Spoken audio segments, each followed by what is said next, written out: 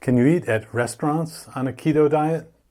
That's the topic of today's discussion. I'm Dr. Eric Westman, and if you don't have my top 10 tips to start keto the right way, click on the link in the description below. When I first started implementing a low-carb diet in my first study, the year 1999, it might have been 2000 when we actually enrolled people. So that's over 20 years ago for me. I really didn't know much about nutrition like most doctors. I had two of my patients, lose weight, over 50 pounds doing the Atkins diet. I was curious. I went to visit Dr. Atkins, Dr. Eads, Dr. Bernstein, Dr. Eads had already retired. Sorry, Mike and Mary Dan. I couldn't visit their practice, but I did visit Dr. Rosedale's practice. I visited Dr. Bernstein and then a couple doctors in the Midwest. I wanted to learn how to implement a program in Durham, North Carolina, where we were telling people to keep the carbs under 20 total grams per day. We're going to follow them over 6 months. This is the first study we ever did. So people get enrolled.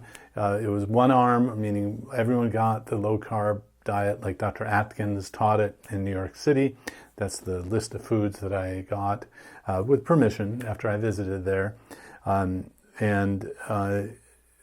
I was learning that you could actually eat in restaurants and fast food places, and it didn't matter what grocery store you went to, and the practical implementation of it was actually a lot more flexible than the kind of stereotype of what the Atkins diet was, that's what it was called back then.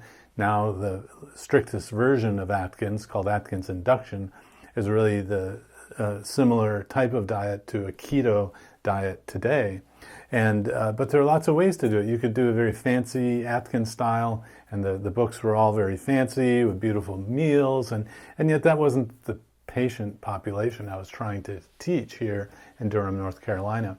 So I learned that the major theme was keeping the carbohydrates really low so the body starts burning its own fat.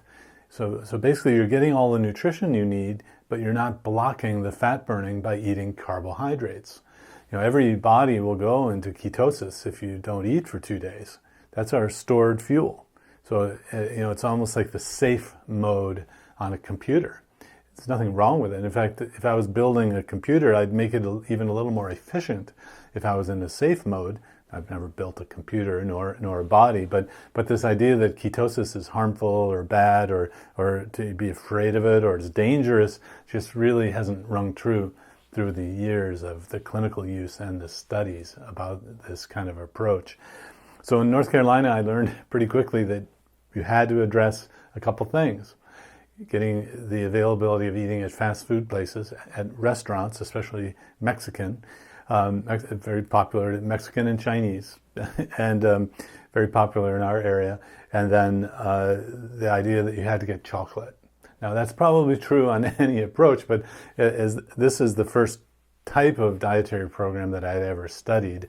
I came from internal medicine and studying smoking cessation techniques, and so I learned the ins and outs of how to do a low-carb diet, using meat, eggs, fish, chicken, poultry. It's really, those are all complete proteins, and so I worry less now about your nutritional needs if you're eating that set of foods first. So the protein comes first, and so I really didn't plan on learning how to help someone if they had to go to a fast food place or a restaurant. But by practical need, the idea that I had to learn, okay, you're going to a Mexican restaurant. Now the chips are full of carbs, so you can't have chips. And then, of course, at first people, oh no chips, what can I, relax. Actually, it's a lot easier once you get started, and after a couple days, you don't even miss these things. Now, some people today, if you're feeling a little, cheeky, you can bring in your own chicharrones or pork rinds as the chip substitute, but some restaurants probably wouldn't want you to do that. But so in our area, probably the most popular Mexican restaurant item is the fajitas. They're called naked fajitas because you don't use the tortilla wrap, so you get the sizzling meat and vegetables But of course, no beans and rice. Often that's broth, the frijoles and arroz. So you just say no thank you to those. Sometimes in our area, they'll give you a guacamole salad or a pico de gallo salad as a side with your sizzling fajitas. Of course, fajitas, you could get just the meat, or the chicken, or the shrimp in our area, or you get all the combination of the three. Other popular things to do at Mexican restaurants, getting the bacon-wrapped shrimp and having the spices is just fine, the hot sauce, but of course you can't have the rice. Guacamole for most people is fine. Just at first we would recommend not having too much of the guacamole, just because avocados have some carbs. They're not zero, so there should be some limit on it. And most people don't get dessert at a Mexican restaurant in our area, or flan would actually be pretty low most places, but you'd want to stay away from really sugary desserts. So the Mexican restaurant is very popular. The Chinese restaurant, again, is frequented very often here. And you wouldn't want to have an egg roll, because the egg roll wrap has carbs. That's you want to stay for, I guess you could have the inside, but often they have rice. But you'll want to get a dish that is stir-fried or steamed without a lot of breading on it. So you want to be very careful about the breading on the foods that you get, including at a Chinese place. Of course, no rice at the Chinese place. You might get chicken satay if they have it. That's chicken on a stick. Or if you're at a buffet, you get to choose amongst these items, or order a dish that's the beef and the broccoli without a lot of sauce on it, or some sort of shrimp and vegetable. And the idea of always having to have rice with a dish will fade away. Don't worry, and stay away from something that is a really sugary sauce, like sweet and sour sauce or General Tso sauce. These would be higher in sugar. Now, depending on your metabolism, what you're trying to accomplish, you may be able to have more carbs, or you may have to have less carbs. And in my clinic situation, I assume that everyone has to be really strict. Most people are coming to me with a long weight loss journey, or the desire to reverse serious medical problems like diabetes, high blood pressure, metabolic syndrome. I keep these folks at the 20 grams or less, and would advise even to scrape off the extra sugary sauce if you can when you're out and about at a restaurant. Other popular places to eat, pizza is very popular, and while you might assume that all crusts have carbs, well, most places they do, you can always scrape off the toppings. And so you get the meat lovers, or some combination of meats on the topping. The cheese and the tomato sauce is relatively low. The sauce might have a little bit of carbs. Remember, we're talking grams of carbs, not micrograms or carblets. So scrape off the toppings of a couple pizzas for the family outing if someone else has purchased the pizza. In our area, though, people are putting pizza in a bowl without some breading at all.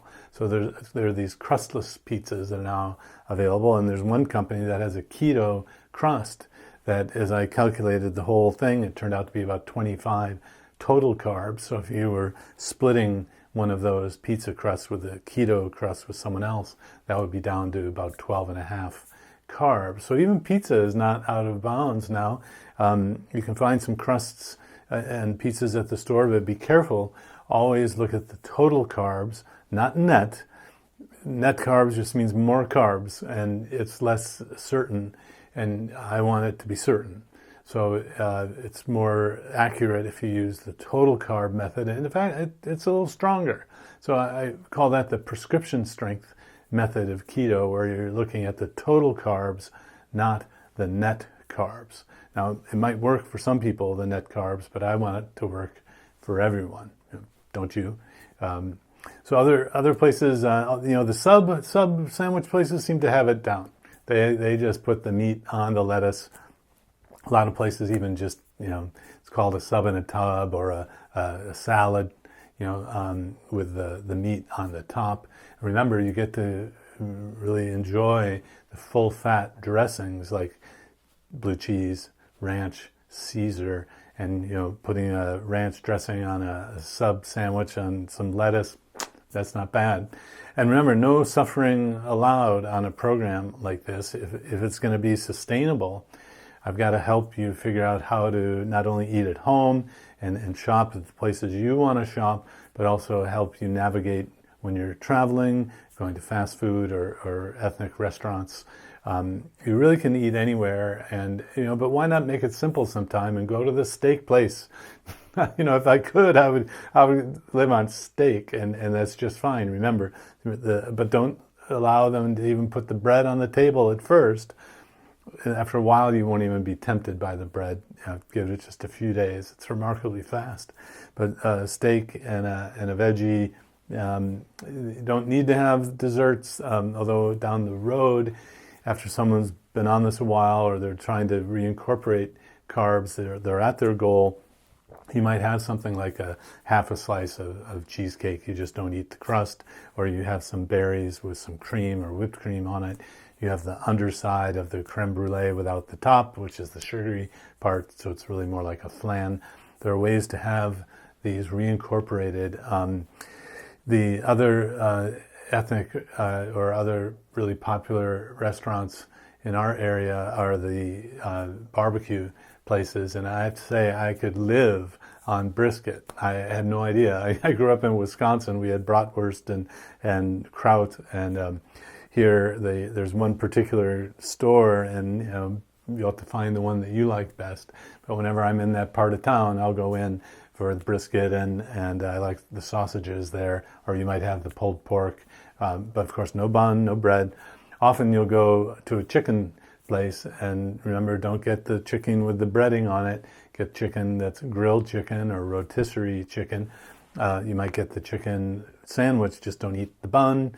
And whether these are, now that we're blurring fast food and restaurants with these kinds of buffets, you can go up and get fresh food and have a seat, and you just want to avoid the rice, the bread, the beans, that sort of thing. But it's really never been easier to do a low-carb diet with the resources at the stores, at the restaurants, and in my clinic, that's my job, is to help you figure out how to make it work within your lifestyle. I hope that's helpful. If you don't have my top 10 tips to start keto right, please check the link in the description below. Until the next time.